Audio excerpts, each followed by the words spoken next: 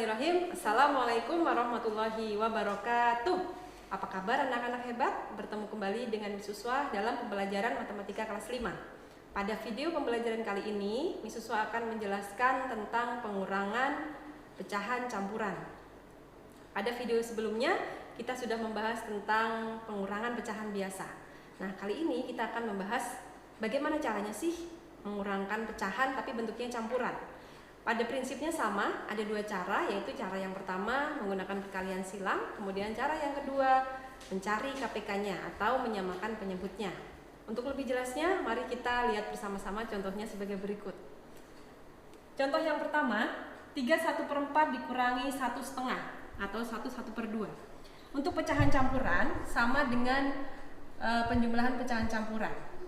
Kalau bentuknya pecahan campuran, kita ubah dulu menjadi pecahan biasa ya, supaya memudahkan dalam penghitungan. Boleh juga tidak diubah, boleh, tapi kita mau bahas yang pertama dulu. Kita ubah pecahan campuran ini menjadi pecahan biasa.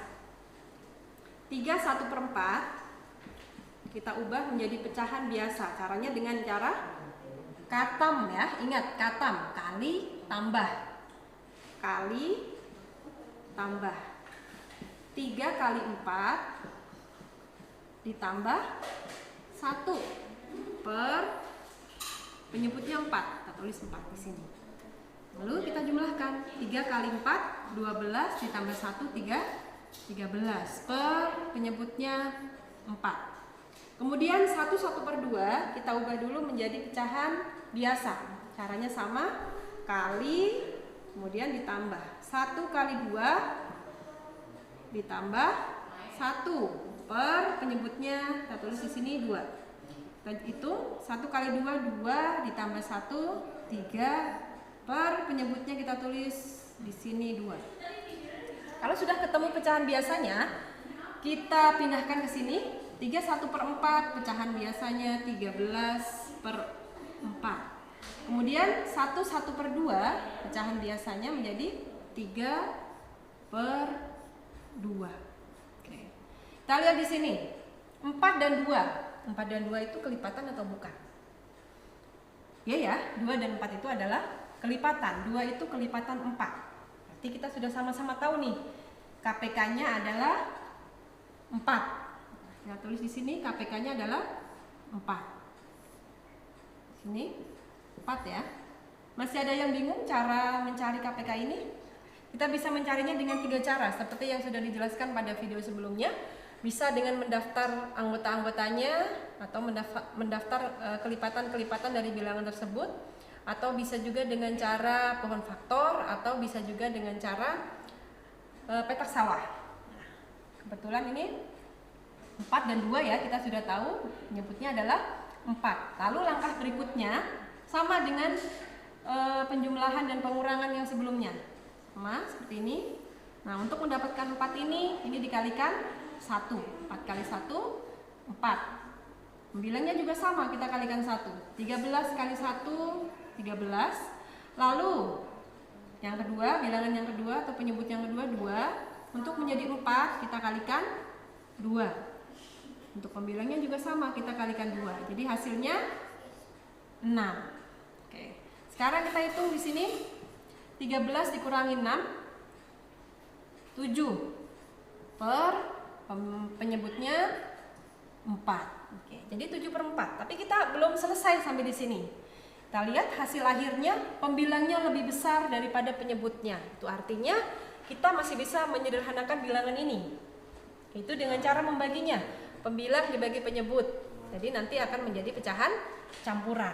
Oke, kita lihat di sini, kita bagi 7 dibagi 4.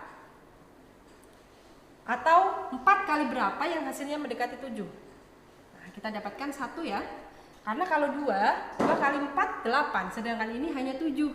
Berarti kita dapatkan untuk 7 kali 4 adalah 1. Kita tulis penyebutnya 4 ya. 1 kali 4 ini 4. Sedangkan ini bilangnya 7. Berarti di sini tinggal 7 dikurangi 4. 7 kurangi 4 di 3 ya, jadi hasil akhirnya adalah 1/3/4. Ini hasil yang paling sederhana. Baik anak-anak, kita masuk ke contoh yang kedua. Contoh yang kedua, 4/1/3 dikurangi 2/1/2. Langkah yang pertama, kita samakan dulu atau kita ubah dulu menjadi pecahan biasa. Ya, jadi pecahan campuran ini kita ubah dulu menjadi pecahan biasa. Kita ubah 4/1/3 menjadi pecahan biasa. Caranya masih sama, katam kali tambah 4 kali 3 ditambah 1. Kita tulis di sini 4 kali 3 ditambah 1 per penyebutnya 3. 4 kali 3 12 ditambah 1 13 per 3.